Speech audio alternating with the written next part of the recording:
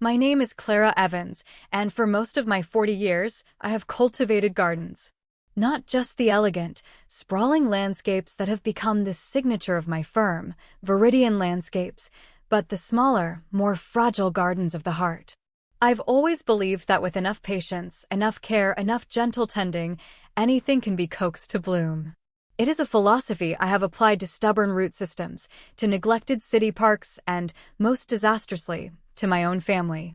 I have learned, the hard way, that some soil is simply too poisoned for anything beautiful to grow. This story, my story, truly begins on a Thursday in early May, a day that held the deceptive promise of spring in the Pacific Northwest. The air, washed clean by a morning shower, carried the scent of damp earth and blooming dogwood. I was driving my slightly mud-splattered Subaru toward the Hawthorne district of Portland, a city I've called home my entire life. On the passenger seat, nestled in a sturdy box and cushioned by tissue paper, was a gift. It was a wave, captured in blown glass by a local artist, its colors shifting from deep cobalt to seafoam green. A perfect, beautiful, thoughtful gift for my brother Leo's wedding, which I believed was the following day. I had spent weeks searching for it, wanting something that spoke of our shared childhood on the Oregon coast, of the wild, churning Pacific that seemed to mirror the turbulence in our family. I'd imagined Leo and his new wife, Isabel, placing it on their mantelpiece, a small, crystalline reminder of the sister who, despite everything, still wished them well. Hope is a stubborn weed. Aunt Genevieve's house was a burst of cheerful purple tucked between two stoic gray craftsman homes. Wind chimes made of sea glass and driftwood sang a gentle melody from her porch. Genevieve was my mother's younger sister, a painter who had long ago traded the family's rigid expectations for a life of color, chaos, and authenticity. She was my safe harbor. Clara, darling. She enveloped me in a hug that smelled of turpentine and lavender. You're glowing. You must be so excited for tomorrow. I smiled, the expression feeling genuine for the first time that week. I am. It feels important. Well, come in, come in. I've made tea. Her living room was a testament to her spirit. Canvases leaned against every wall, overflowing bookshelves fought for space with thriving houseplants, and in the center of it all, on a heavy oak coffee table, lay a book. It was large and white, bound in satin, with Leo and Isabel embossed in gold script. A wedding album. My breath hitched. The air, so full of promise moments before, suddenly felt thin. Is that? Oh, darling. I thought you knew. Genevieve's voice, usually so full of life, was soft with a sorrow that was not her own. Guilt flickered in her eyes, a shadow I knew she wore on my behalf. I stepped closer, my fingers tracing the golden letters. The world seemed to slow, the vibrant colors of the room fading to a dull gray. The box in my arms suddenly felt impossibly heavy. The carefully wrapped glass sculpture slipped from my grasp. It didn't shatter loudly. It was a quiet, crystalline sigh, the sound of a wave collapsing on the shore. Shards of cobalt and seafoam skittered across the polished floorboards, catching the afternoon light like scattered tears. That's not possible, I whispered, my voice a stranger's. I fumbled in my purse, my fingers closing around the thick, cream-colored envelope. I pulled it out, a talisman against this creeping dread. I have the invitation right here. See? I pointed a trembling finger at the date. May 18th, tomorrow. Genevieve took the invitation, her hand, dappled with paint, shaking slightly. She slid her reading glasses down her nose and looked from the card to the album, then back to my face. Her own was a mask of pain. Oh, Clara. Her voice broke on my name. The wedding was last Saturday. They sent you the wrong date. On purpose. The room tilted. I had taken 2 days off from work, cleared my schedule of client meetings and site visits. I'd spent an entire Saturday driving between boutiques, searching for a dress that was just right, elegant but understated, something that might finally allow me to blend in, to belong. I remembered the feeling of hope, light as a feather in my chest, when I'd found it. I recalled standing at my mailbox, the sun warm on my face, running my thumb over the calligraphy of my name on the envelope, believing it was an olive branch. How could they? The question was a silent scream in my mind. How could they be so utterly, masterfully cruel? Your mother, Genevieve started, then stopped, straightening her shoulders as if bracing for a blow. Eleanor decided it would be less complicated if you weren't there. Less complicated. The phrase was so clinical, so detached. It was the language of logistics, not family. I thought back to the dinner 2 months prior when Leo had announced the engagement. He'd stood beside Isabel, his eyes sweeping the room, his gaze connecting with everyone, our parents, cousins, even old family friends, but sliding right past me. I had smiled, of course. I had offered my congratulations. I had pretended not to notice the void where his acknowledgement should have been. I had spent a lifetime pretending not to notice. I knelt, my knees protesting against the hard floor, and began to carefully pick up the larger pieces of broken glass. The sharp edges were a grounding pain, a physical anchor in the swirling vortex of my emotions. "Let me, darling," Genevieve said, moving to help. I shook my head, my focus entirely on the shattered wave. No, I should do it. My voice was steady now, the tremor gone, replaced by a strange, cold calm. They've always made me feel like I was invisible. I suppose it was only a matter of time before they made it official. For the first time, I didn't try to soften the blow. I didn't search for excuses, for misunderstandings, for some charitable interpretation of their actions. I didn't tell myself that Mother was just stressed or that Leo was just self-absorbed. This wasn't a mistake. It was a choice. A meticulously planned act of erasure. Something deep inside me, a foundational belief I had clung to for decades, fractured. It felt like a tectonic plate, grinding under immense pressure for years, had finally, irrevocably, broken free. I stood up, the broken pieces wrapped in their festive paper, a cruel parody of a celebration. My gaze met Genevieve's. Her eyes were filled with tears, but mine were dry. "I argued with Eleanor about this," she said, her hands twisting in the fabric of her skirt. "I told her it was a monstrous thing to do. But she wouldn't be moved. She said you would only bring up uncomfortable subjects. Ask embarrassing questions." A laugh, brittle and humorless, escaped my lips.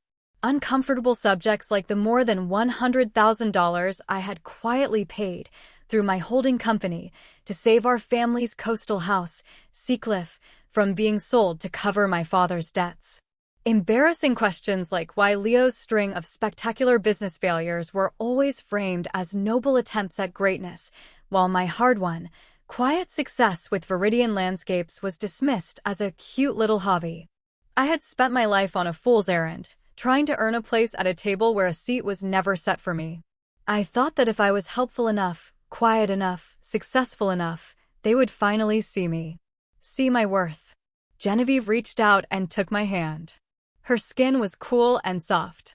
"Some people can't see the sun for staring at their own shadow, Clara. It's not that they won't see you. They can't." The quiet truth of her words settled over me, not with a crash, but with the gentle finality of dust settling on old furniture. No amount of achievement would ever be enough. No grand gesture, no quiet sacrifice, would ever make them love me the way I had needed to be loved. I had been auditioning for a role that was never mine to have, and in doing so, I had handed them the power to define my value. My eyes drifted back to the wedding album, to the glossy, smiling faces frozen in a moment of shared joy from which I was completely, intentionally absent. They hadn't even needed to crop me out of the picture. I was never in it to begin with. They had made their choice. A choice plotted and executed with the precision of a business strategy. And as I stood there, amidst the wreckage of my shattered gift and my shattered hopes, I knew, with a certainty that was both terrifying and liberating, that it was time to make mine. The next day, I drove to my parents' house. The steering wheel felt cool and steady beneath my palms. Their home, a sprawling modern construction in the sterile hills of Lake Oswego, stood as a monument to my father's architectural career and my mother's social ambitions. Its clean lines and vast windows were designed to impress, but today they seemed only to reflect a cold, empty sky. I parked the car and killed the engine, but I didn't move. I watched them through the large picture window. They were in the living room, a space decorated in shades of beige and gray, so pristine it looked like no one actually lived there. Wedding photos were fanned out across the glass coffee table. My mother, Eleanor, raised a champagne flute, her laugh a delicate, tinkling sound I had spent my childhood trying to elicit. My father, Richard, leaned back in his leather armchair, looking more at ease than I had seen him in years. And Leo, my brother, the golden boy, held up a large framed portrait of himself and Isabel, his voice carrying clearly across the manicured lawn. "Best decision we ever made," he said, his tone bright with satisfaction. Making sure she wasn't there to cast a pall over everything, like she always does. The world narrowed to the sound of blood roaring in my ears. I opened the car door, my movements stiff and deliberate. I walked to the front door, which was slightly ajar, and stepped into the marble entryway. The faint scent of lilies and entitlement hung in the air. 3 full minutes passed. They continued to laugh and reminisce, utterly absorbed in their perfect, curated memories. It was Eleanor who saw me first. Her smile faltered, and the champagne glass was deftly placed behind a silver-framed photograph. "Clara." She said my name not as a greeting, but as an accusation. An unexpected and unwelcome variable in her carefully controlled equation. "The wedding was last Saturday," I said. My voice was low but carried in the cavernous room. "You sent me the wrong invitation on purpose." Leo didn't even bother to look up. He casually flipped a page in the album. "I just needed one day, Clara. One perfect day, without your drama." The bluntness of it was breathtaking. There was no denial, no excuse, just the cold, simple truth of his selfishness. "You have such an intensity about you," my mother added, her hand going to the strand of pearls at her throat, a nervous gesture I knew well. "Can't you understand that we just needed one special occasion to be peaceful?" My father remained silent, his gaze fixed on his own hands, as if they held the blueprints to a life he couldn't quite build. His silence was his assent, a coward's complicity. I was an intruder in their perfect tableau, the one element that didn't fit. I looked around the room, at the comfortable, expensive furniture they occupied while I remained standing in the entryway. A perfect metaphor for my place in this family. "I've invested over $150,000 into the Seacliff house over the past 6 years," I said, the words falling like stones into the quiet room. "Through my holding company. Did you think I wouldn't find out you've been telling the rest of the family that you're managing to keep it afloat on your own?" Eleanor waved a dismissive hand. "That's what successful children do. They help their families. It's your duty." Leo finally looked at me, a smirk playing on his lips. "You play with dirt and flowers for a living, Clara. The rest of us have real careers. Dad built things. I'm creating a brand. What do you make, besides a spreadsheet to track all your supposed generosity?" Their words, meant to diminish me, did the opposite. They clarified everything. I was not a daughter. I was not a sister. I was a utility. A resource to be tapped, an emergency fund with inconvenient feelings they preferred to ignore. I caught my reflection in the large, minimalist mirror over the fireplace. For a moment, I saw the woman they saw, shoulders slumped in a perpetual apology, head tilted, waiting for permission to speak. How long had I been wearing that posture? How long had I been making myself smaller to make them more comfortable? "Let me explain something to you," I said, my voice finding a new resonance. I opened my briefcase, the one I'd brought directly from my office, and pulled out a slim file folder. "I have documentation for every dollar. Every invoice for the new roof, the foundation repair, the property taxes you couldn't pay. Every wire transfer to cover the loan for Elysian Brews." I placed the folder on the glass table next to their wedding album. Eleanor's eyes, for the first time, showed a flicker of uncertainty. "And most importantly," I continued, my voice steady and clear, "I have this." I added a single document to the top of the pile. "It's the deed to Seacliff. You signed your half over to my holding company 4 years ago when Leo needed the capital injection to keep his brewery from going bankrupt. You signed it, Dad, in exchange for my company absorbing the debt. It's not co-owned. I am the sole owner." My father finally looked up from his hands, his face a canvas of dawning horror. "You're welcome to challenge it," I said, looking from his pale face to my mother's stricken one. "But the paperwork is ironclad. Sophia made sure of that."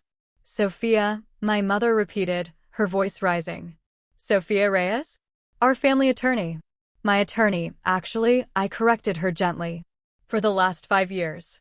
Walking back to my car, the manicured lawns of Lake Oswego seemed to mock me with their perfection. My hands were trembling, but my steps were firm. A question echoed in my mind. What do you do when the people who are supposed to love you unconditionally have only ever loved you on condition?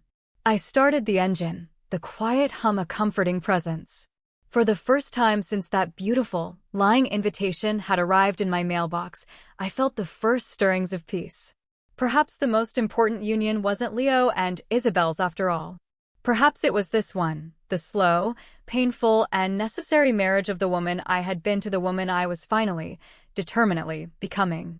In the days that followed, my mother began her campaign. My phone, usually quiet, buzzed with the unfamiliar numbers of cousins and uncles I hadn't heard from in years. They were all, suddenly, deeply concerned for my well-being. "Clara, honey, we're all so worried about you," my Uncle David said, his voice thick with a feigned concern that was pure Eleanor. "Your mother says you've been making some terrible accusations. That you're not yourself." I took a deep breath, the scent of lavender from a sachet on my desk calming my frayed nerves. Did she happen to mention that she and Dad sent me a fake wedding invitation so I wouldn't be at my own brother's wedding? The silence on the other end of the line was his answer. "Well," he stammered finally, "I'm sure there's been a misunderstanding." "No misunderstanding, Uncle David," I said, my voice polite but firm. "There was only a decision. They made theirs and now I'm making mine."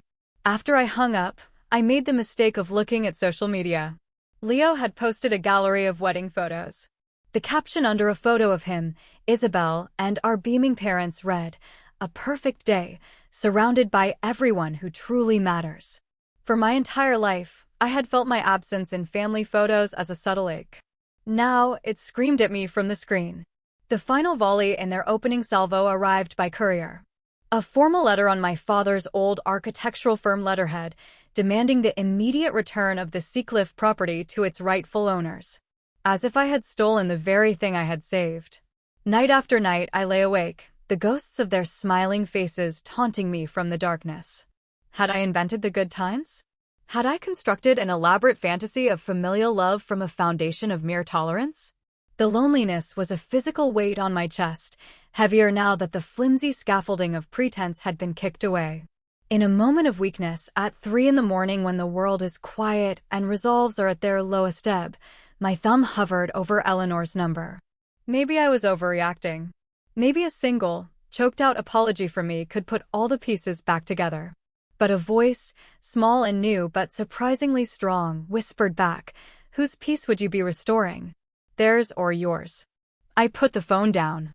I opened my laptop. And I began to build my fortress. Not with bricks and mortar, but with data. I created a new spreadsheet, a companion to the one detailing the Seacliff expenses. This one was for everything else. Every check written to bail out one of Leo's visionary schemes. Every quiet loan to cover a credit card bill. Every family vacation I had paid for under the guise of a gift. The rows multiplied, each entry a carefully laid stone in the wall I was constructing around my heart. The following Tuesday afternoon, there was a soft knock on my office door at Viridian Landscapes. Aunt Genevieve stood there, holding 2 large paper bags from a nearby artisan bakery. "I had a feeling you might be forgetting to eat," she said, placing a still-warm sourdough loaf and a container of soup on my drafting table. She looked around my office, at the sketches of gardens, the pots of herbs on the windowsill, the peaceful order I had created. She rested a hand on my shoulder, her silver rings cool against my skin. "I'm proud of you, Clara. It takes immense courage to let a dead thing go." Her simple, unconditional support nearly broke me. Before I could find my voice, the intercom on my desk crackled to life. "Miss Evans," my assistant's voice said, "your parents are in the reception area. They do not have an appointment." Genevieve's hand squeezed my shoulder. "Do you want me to stay?" I drew in a breath, straightening my spine. It felt like my bones were realigning. "No," I said. "Thank you. But this is a weed I need to pull myself." When they walked in, Eleanor immediately began to cry. The tears were artistically perfect, glistening on her cheeks without smudging her mascara. How could you do this to your own family, Clara? After everything we've done for you. My father stood beside her, rigid with a sense of violated entitlement. Seacliff has been in this family for 3 generations. Your grandfather built that house. You have no right. I remained seated behind my large oak desk. In the past, I would have been on my feet instantly, fetching chairs, offering coffee, apologizing for their inconvenience. The small act of staying put was a seismic shift. Seacliff hasn't truly been in our family for 4 years, I said, my voice even. You signed your half over to my company when you needed the money for Leo's last business. Do you not remember? Eleanor's tears vanished as if on cue. We did no such thing. We would never. I slid a single document from a drawer and placed it on the desk. Your signature is right here, Mother. Dad's is here. Dated April 14, 2021. The week Elysian Brews officially went bankrupt. My father stepped forward, his face flushed. We assumed once things stabilized. You assumed I would just hand it back? I asked, my voice still quiet. Or did you assume I would continue to be the family bank while being systematically excluded from the family itself? That I would pay for the roof over your heads at the coast, while you schemed about how to keep me away from a wedding? The words didn't feel angry. They felt clean. True. I am not your safety net. I am not your emergency plan. I am done. For the first time in my life, I saw fear in my mother's eyes. It was a more honest expression than any I had ever seen there before. The intercom buzzed again. Ms. Evans, Sophia Reyes is here for your 2 o'clock. Send her in, please, I said. Perfect timing.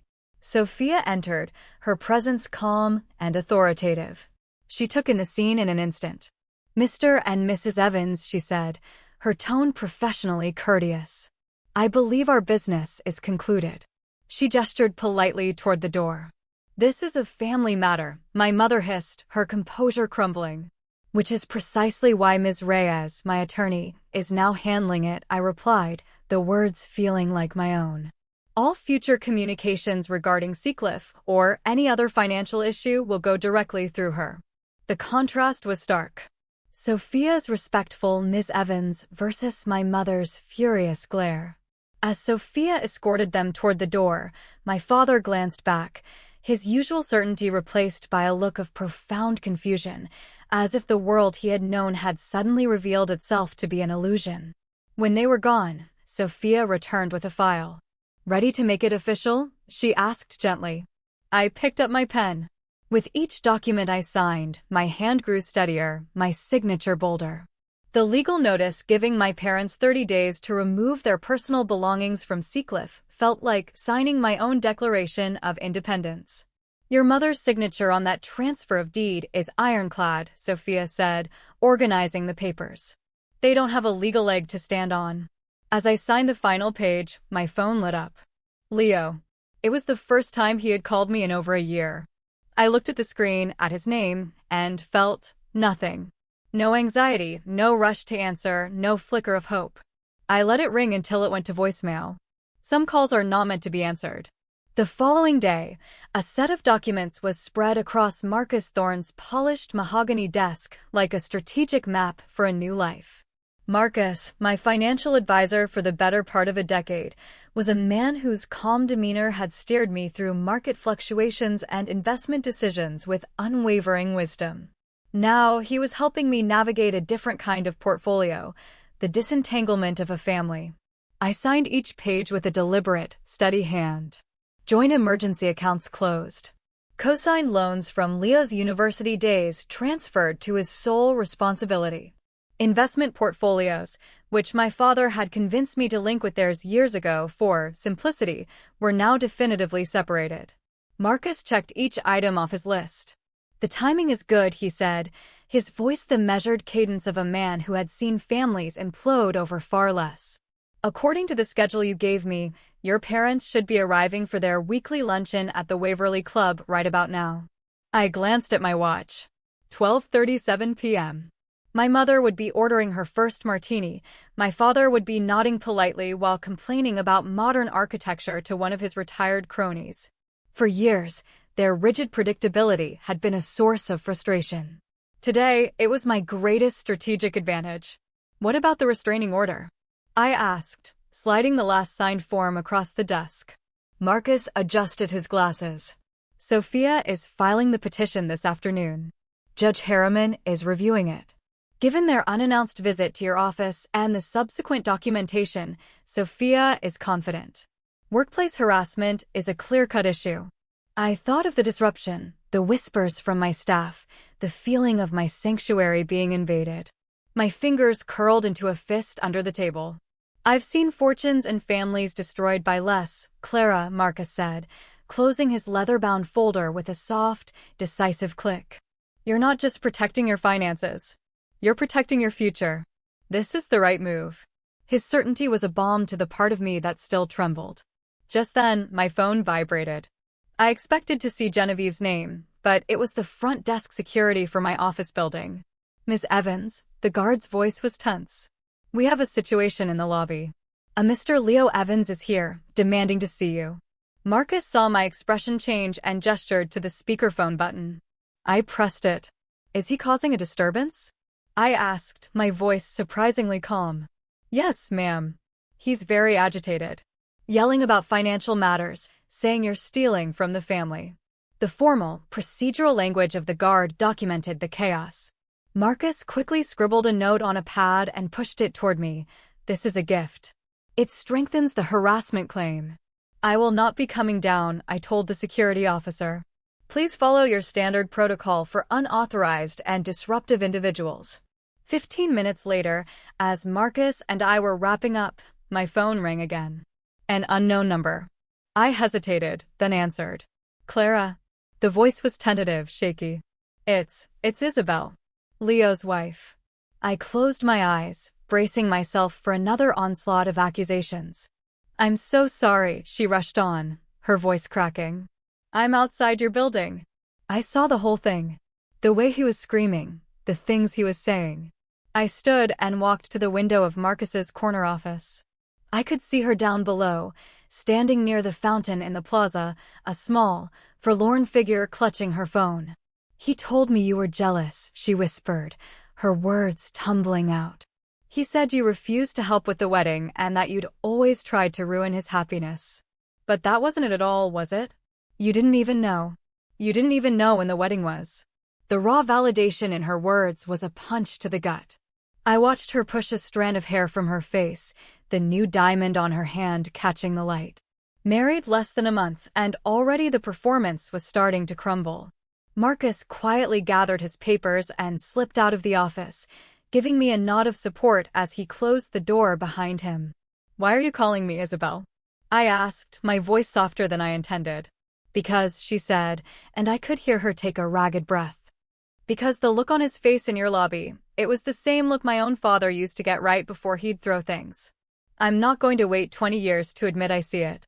I stood at the window for a long time after we hung up, watching her walk away. I had built a wall around myself, stone by painful stone. But she had just appeared at the gate, not asking to be let in, but simply acknowledging that the wall was there for a reason.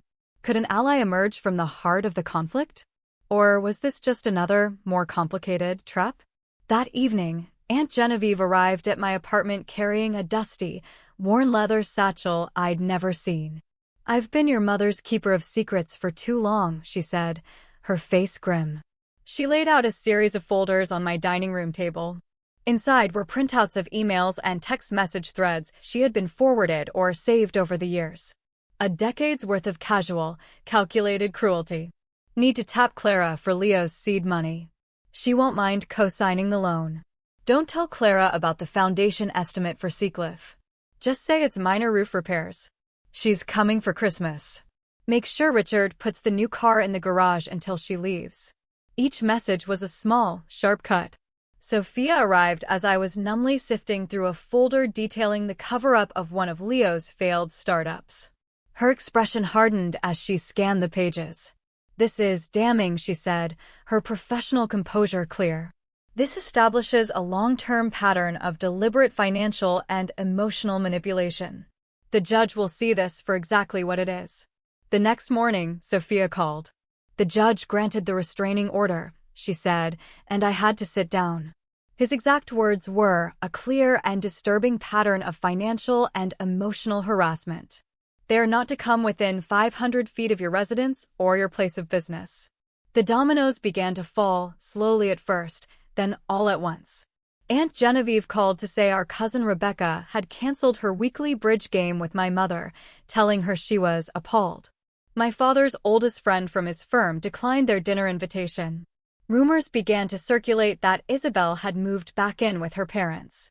Without her family's financial backing, Leo's latest venture was already collapsing. When the formal eviction notice for Seacliff finally arrived at their house in Lake Oswego, the reality they had so long refused to see came crashing down. The consequences they thought could only happen to other people had arrived at their door. A week later, on a crisp Wednesday morning, the light streaming into the granite and steel lobby of my office building felt sharper, clearer. I had walked through these doors 1,000 times, but never with this sense of quiet authority. As I approached the elevator bank, I saw them. My parents. And with them, walking between them like a diplomatic envoy, was Reverend Michael, the pastor from the church of my childhood. My mother's cashmere coat was draped over her shoulders, but it sat slightly askew. My father's posture was one of unfamiliar deference, his shoulders slumped. Reverend Michael clutched a leather-bound Bible to his chest like a shield. "Clara," the pastor began, extending a hand, his voice imbued with the gentle gravitas he reserved for moments of crisis. "Your parents and I have been praying on this. We thought a neutral party might help facilitate a conversation." I looked at his outstretched hand, but didn't take it. "With all due respect, Reverend, there is nothing neutral about the man who has spent the last 20 Christmas Eves at my parents' dinner table." My mother stepped forward, her voice trembling on cue. "We are so worried about your recent behavior, Clara. It's not like you." "My behavior?" A small laugh escaped my lips, surprising me with its lack of bitterness. It was simply incredulous. "The house, Clara," my father said, his voice pleading. "Seacliff. Your grandfather laid the foundation with his own 2 hands." Reverend Michael placed a placating hand on my arm. "The Bible teaches us that forgiveness is divine, Clara. These are your parents. There are bonds that transcend any earthly disagreement." "Disagreement?" I pulled my arm away gently. "Is that what we're calling a meticulously planned deception to exclude a daughter from her brother's wedding?" I looked at him, then at my parents. "Is that what we're calling financial exploitation?" "Think of the embarrassment," my mother whispered, her eyes darting around the lobby. "Think of what people at church will say. The Peterson girl went through a nasty divorce last year, and people are still talking." Her words, meant to shame me into submission, had the opposite effect. I felt a strange lightness spread through my limbs, as if I had finally set down a burden I hadn't realized I was carrying. "Did they tell you I was just promoted to creative director at my firm, Reverend?" I asked, my voice calm and conversational. "Or that my team just landed the prestigious Deschutes Botanical Garden account?" The pastor blinked, thrown by the non sequitur. "Why, no. That's wonderful news, Clara. Congratulations." I reached into my briefcase and pulled out 2 envelopes, placing them side by side on the marble reception desk. "This," I said, tapping the first one, "is the invitation to Leo's wedding that I received. And this," I tapped the second, "is the real one that Aunt Genevieve showed me. Please note the dates." Reverend Michael leaned forward, his brow furrowed in confusion as he looked from one to the other. "This wasn't a mistake," I said, my voice resonating with a clarity that felt brand new. "This was a choice. A cruel one. And it was the end of a very long story, not the beginning." I looked directly at the pastor. "Did they tell you about the 6 years I made the mortgage and tax payments on Seacliff so they wouldn't lose it? Or about the multiple times I have funded Leo's business failures? Did they mention forgetting to invite me to Thanksgiving for 3 years in a row, but remembering to call the following week when they needed a new furnace?" The pastor's certainty began to visibly crumble. He looked from me to my parents, who stood in stunned silence. "Clara, after all we sacrificed for you," Eleanor began, the tears finally starting to look real. I turned to her, and for the first time, I felt taller. "Name one," I said simply. "Name one sacrifice you ever made for me that wasn't, in reality, for Leo or for the sake of appearances." The silence that filled the lobby was her answer. The security guard, Stan, took a discreet step forward from his desk. "Everything all right here, Ms. Evans?" "Yes, Stan, thank you," I said, not taking my eyes off my parents. "My visitors were just leaving." I picked up a large manila envelope from the reception desk where I'd left it and handed it to my father. His hand trembled as he took it. "These are for you," I said. "It's every family photograph I have. All the ones where I'm cut halfway out of the frame or standing just on the edge. I kept them for years, thinking one day I might feel like I belonged. I don't need them anymore." I looked at my mother, at my father, at the minister who had come to broker a peace that was not his to make. "I am releasing myself from the obligation of being your daughter," I said, and the words felt like pure oxygen. "And I am releasing you from the obligation of having to pretend that I matter. You can't just quit being family," my mother cried, her voice rising in panic. "Actually," I said softly, turning toward the gleaming elevator doors. "It appears I can." I pressed the call button and didn't look back. As the doors slid shut, cutting off the sound of my mother's frantic voice, the feeling of lightness in my chest expanded, filling all the empty spaces where the weight of their expectations used to be. The ride up to my office felt like an ascent. A year is both a lifetime and the blink of an eye.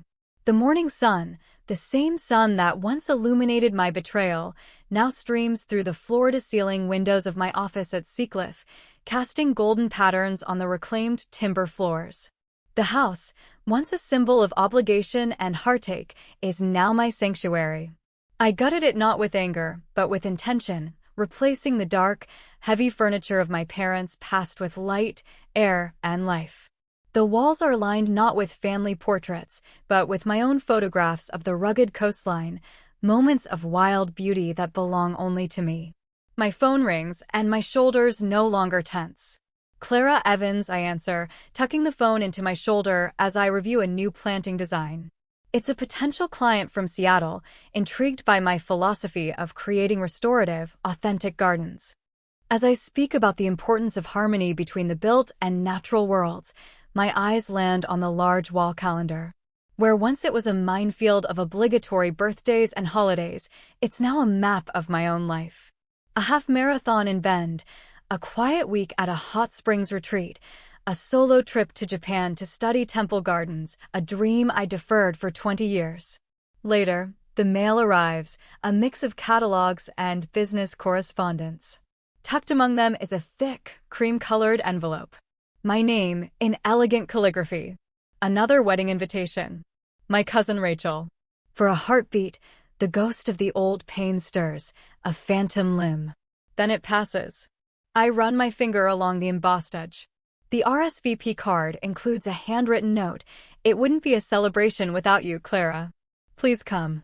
I smile, a real, unburdened smile. I check my calendar.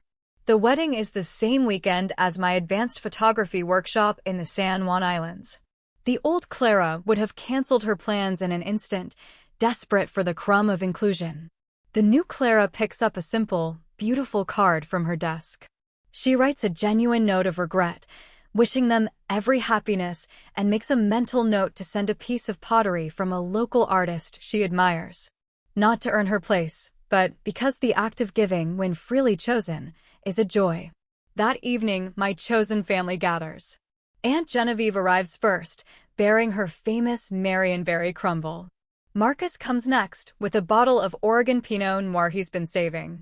Sophia rushes in last, full of apologies and stories from a late day in court, her laughter filling the warm kitchen. We sit around the large wooden table I designed, the doors open to the deck, the sound of the ocean a constant, soothing presence. "To 1 year," Marcus says, raising his glass. 1 year of boundaries that would make a medieval fortress jealous. "To building your own garden," Genevieve adds, her eyes shining. "To finding your own legal definition of family," Sophia chimes in, and we all laugh. We clink glasses, the sound clear and bright. The sound of something whole. Later, after they've gone and the house is quiet save for the rhythmic sigh of the waves, I sit at my desk. I pull out a simple wooden box. Inside is a small stack of letters. My father's. The The first few, from months ago, were full of blustering demands and wounded pride. The more recent ones are different. Shorter. Quieter. The last one, which arrived last week, contains only 2 sentences. I see it now. I failed you and I am sorry. I place the letter back in the box. I don't keep them on display, nor have I burned them in a cathartic fire. They are simply here, part of a story that is no longer my entire world. Beside the box is a brochure for a mentorship program for young women starting their own businesses. My name is on the list of founding mentors. Healing, I realize, is not always about reconciliation. Sometimes it is about acceptance. It is about understanding that you can love someone and still choose to love yourself more. You can forgive them for not being who you needed them to be, while releasing yourself from the need for them to change. Family is not always the one you are born into, but the one you build with intention, with respect, and with care. Some bridges are meant to burn, clearing the way for a new path. Others, perhaps, can one day be rebuilt, stronger and more honest than before. But the choice of whether to cross them or even to build them at all is a choice that is now, finally and irrevocably, my own.